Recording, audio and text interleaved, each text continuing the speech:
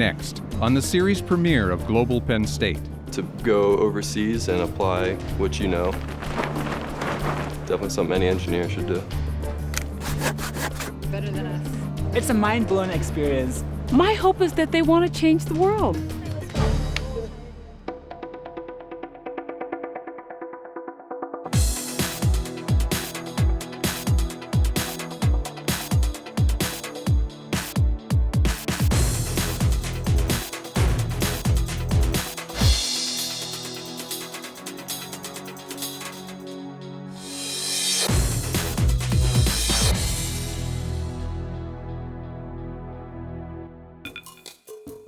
What does it mean to be a global citizen?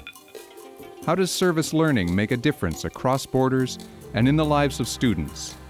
The goal, of course, is to make sure that all of our students, no matter where they come from, Belfont or Belarus, they should become global citizens. So whoever is speaking, I'm going to enforce the time. At Penn State's University Park campus, more than 100 students from 9 different colleges researched and developed engineering ventures to improve lives in developing countries. It's our responsibility to educate the next generation of entrepreneurial global citizens who can make the world a fairer place, a friendlier place, a more sustainable place. 33 students took that work to Kenya, north of Nairobi, to the town of Nyeri, population 200,000 to 300,000 people. Over 3 intense weeks, the students implemented 3 sustainable entrepreneurial ventures addressing healthcare, unemployment, food production, and renewable energy. With the entrepreneurial component here, it's just exhilarating. It takes that ability, that technical component, and it lifts it, it makes it real. It empowers people. It's just amazing. The transformation in their lives is something that they will never forget. They will come back totally changed and totally transformed. The adventure begins after the break.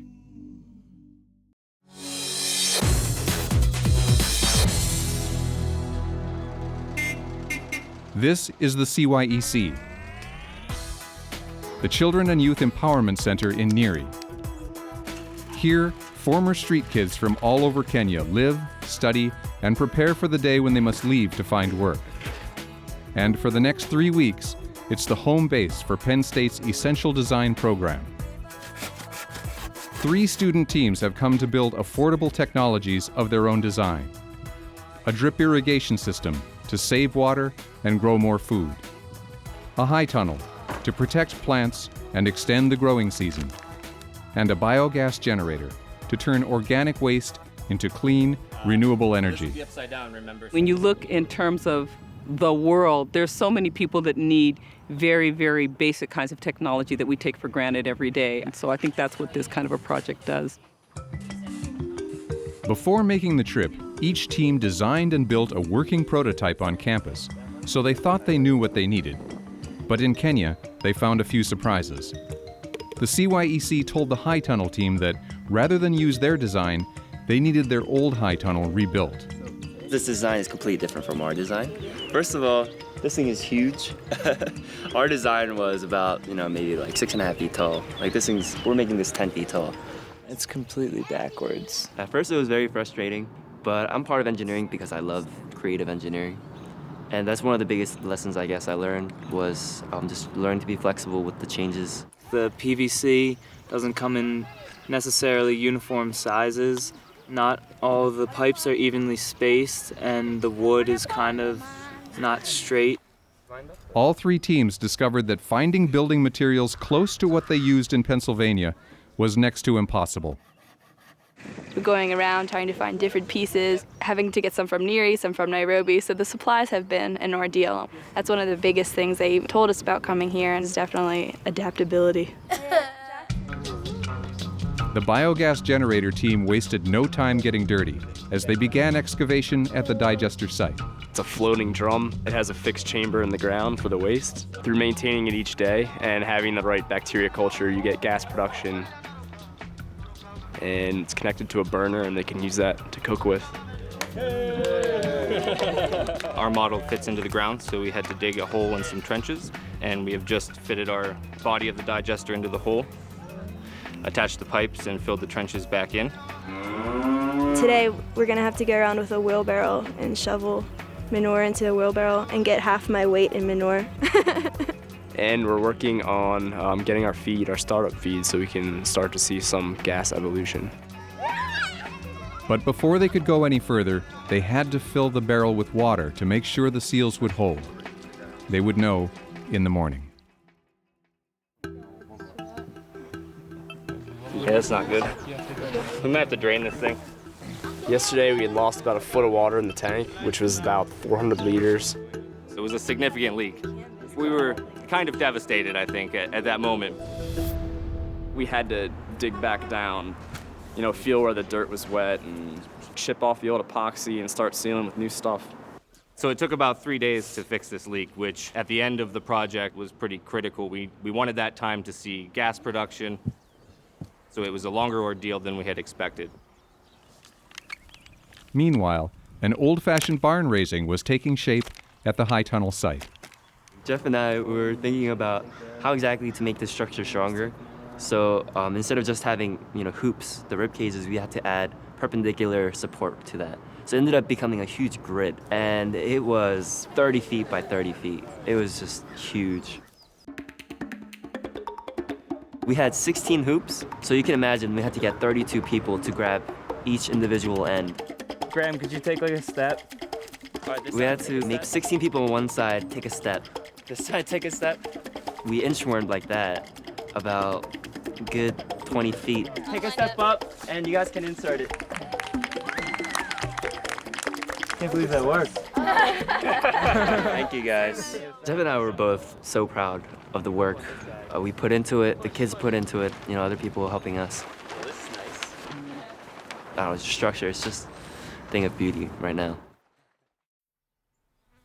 The drip irrigation team found the necessary parts to complete their work in time, leaving a multi-tiered raised bed garden irrigated from an elevated barrel through rows of drip tape. My biggest hope was to actually help and leave with something that's going to make a difference for CYEC, leave the students and the staff here with the knowledge about it. Liz, Mike, and Chris finished the biogas generator and filled it with manure and slurry, but had to leave before any gas was produced. 2 weeks after that, we've now seen flame produced, and it's a healthy flame at that. We had success, and it was awesome. The Essential Design experience reaffirmed hopes that grew from the beginning of the semester, that a small group of students with a practical idea, a passion, and a vision for change in the world can actually make a difference. It's been a fun, challenging, educational, just everything experience, seeing how people live in other ways is really mind-opening. Before I joined this class, engineering to me was just equations and numbers. But after I go, I see that, the things that we engineer are really tied to communities and people, and that is what should be at the core of engineering.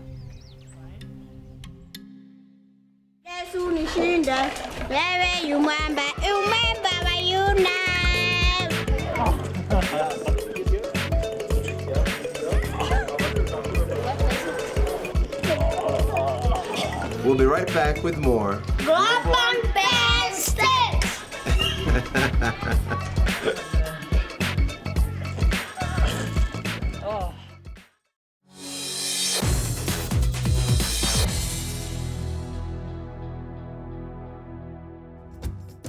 In Kenya, unemployment hovers at 40%, with a high rate of turnover.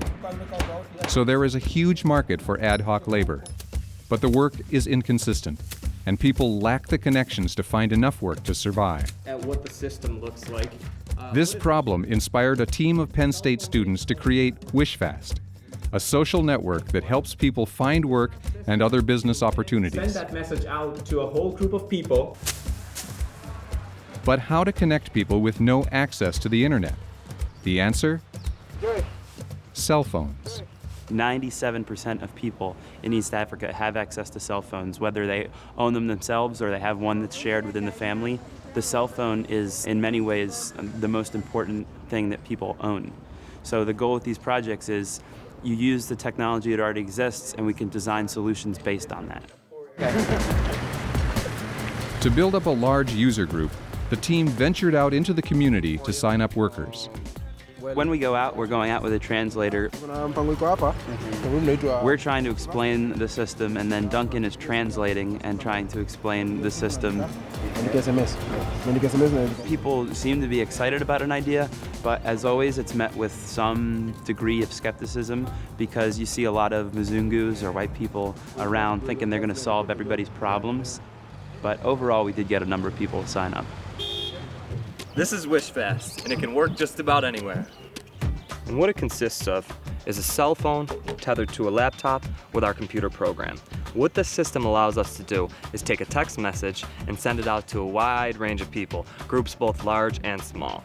So right now, we have groups set up on the WishFast system for laborers, farmers looking to enhance their agricultural supply chains, or even a group of local artists that are looking to get together. Similar to eBay, where you can rate both buyers and sellers, the rating system on WishFast is two ways.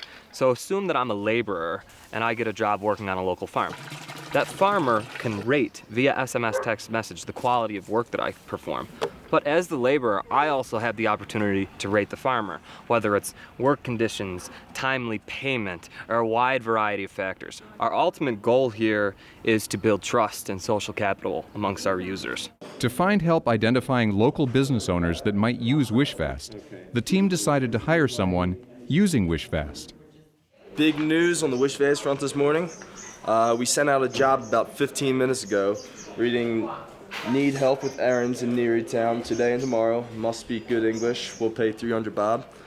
And it took us about 15 minutes before we got the job filled. The person they found had a lot of connections, and within days, the team had a long list of people who might be hiring.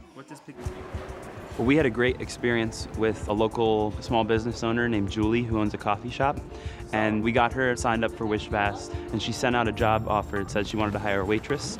Sometimes I'd have to go to either an employment agency and they don't have the kind of people I want. She was doing an interview for this program, and during that interview, Hello? Oh, the job, yeah? her phone was ringing off the hook. Hello? Yeah, I've already filled the job. She was pretty excited about that, maybe a little flustered during the interview, but pretty excited to have the opportunity to be connected to all these people. But then with WishFast, then it's just my phone, you know, I just get them through my phone. It's faster, it's better. It was very gratifying for me personally, I mean, having invested a significant amount of time and sweat into the project, to see WishFast happening, to see people being connected over the system was a real great experience. The team successfully proved that WishFast can work in Nyeri. The next goal is to commercialize the system in Kenya.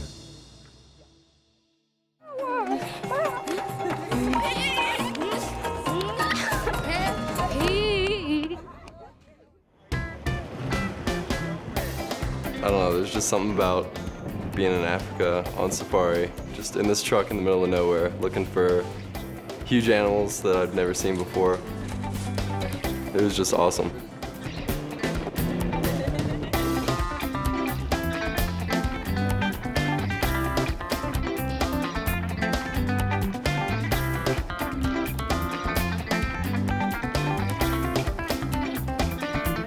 This is it, man. This is Africa. Thought it was really cool to finally see an elephant like up close.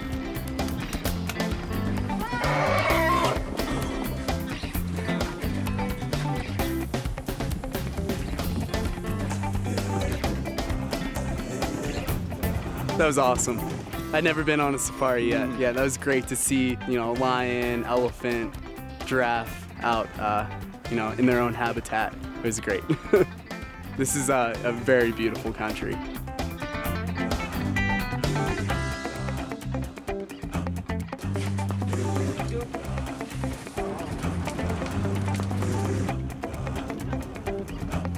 You're watching Global Penn State on the Big Ten Network.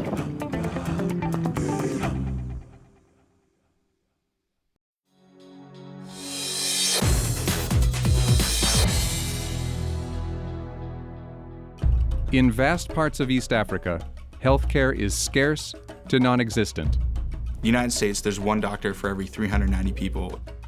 East Africa, 1 doctor for every 50,000 people. In Swahili, mashavu means chubby-cheeked, a sign of good health and a hopeful name for this ambitious Penn State venture.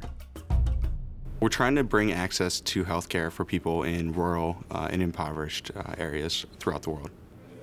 The plan is to set up kiosks in communities where people can have their vital signs taken and sent via the internet to connect with the doctor. The system is simply a laptop, a computer program, a cell phone, and a collection of student-designed biomedical devices. The challenge to the students was to make their devices tough, accurate, culturally appropriate, and priced under $10. They discovered that constraints inspire creativity. This is my pulse oximeter. I built it using easy-to-find parts like a door hinge and just some basic styrofoam. How it works is the patient puts their finger in and closes it over top, and then you can find the oxygen saturation in the blood and also the heart rate of the patient. On the ground in Kenya, the Mashavu team set their plan in motion. They would test and prove the Mashavu concept in 3 demonstration clinics over a 3-week span. The first began on day 11 at the Children and Youth Empowerment Center in Nyeri. So we had university students from Kimathi University come in today. We had about 80 or so of them. My name's Julie. What's your name? My name's Paul. Paul? Okay. They come from all the different regions around Kenya, and so it kind of provides a holistic approach of what the context actually is. They got all their vitals taken on one computer, and they got their social medical history taken on another computer. Information was sent to the doctors. It's basically sort of a model of what the actual Mashavu system will ultimately look like in the end. It's a very good system. It's very efficient. In fact, it's also cost effective. So here are specific questions. And they had a lot of insights as to how to improve the system.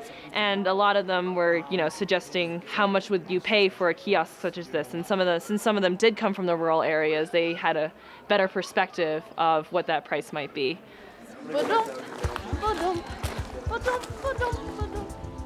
On day 13, the team set up the second clinic at Mary Immaculate Mwega Hospital. This tells you how fast your heart's beating, so your pulse. We have run into a few bumps here and there with especially like the elderly community members who only speak their tribal language or Kiswahili.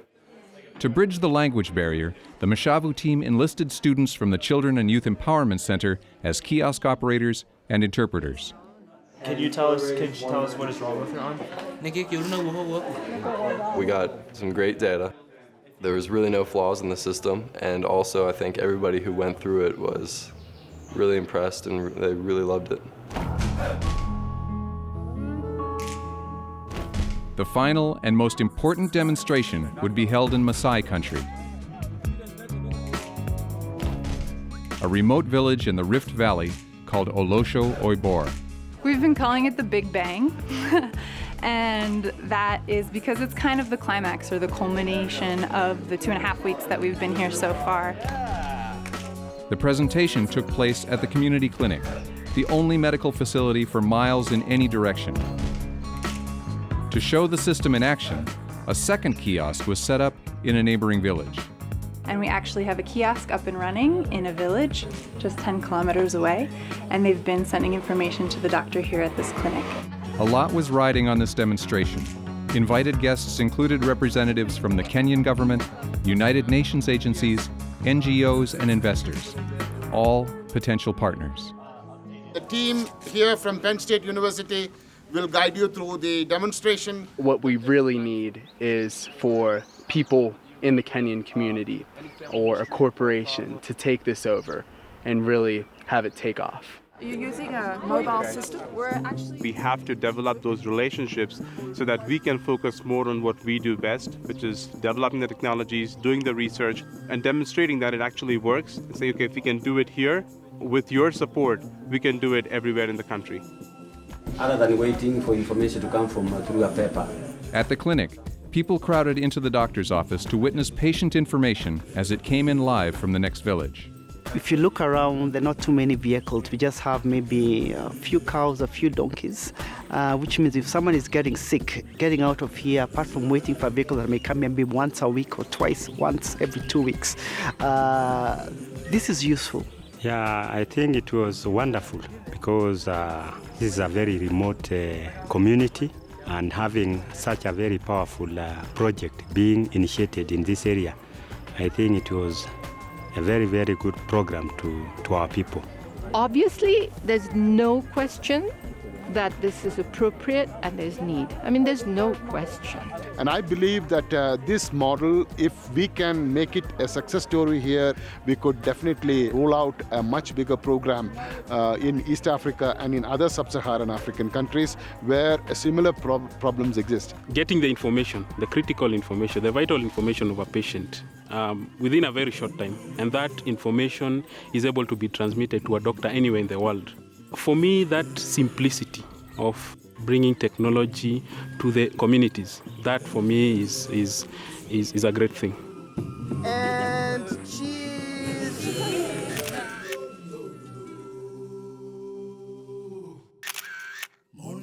It's been really, really exciting and intense the last 3 weeks. I think all the teams have been working really hard. We've accomplished a lot. All the students have gelled so well together, and they formed these really deep relationships with them, which I think that they're going to have for life. They've really made friends for life.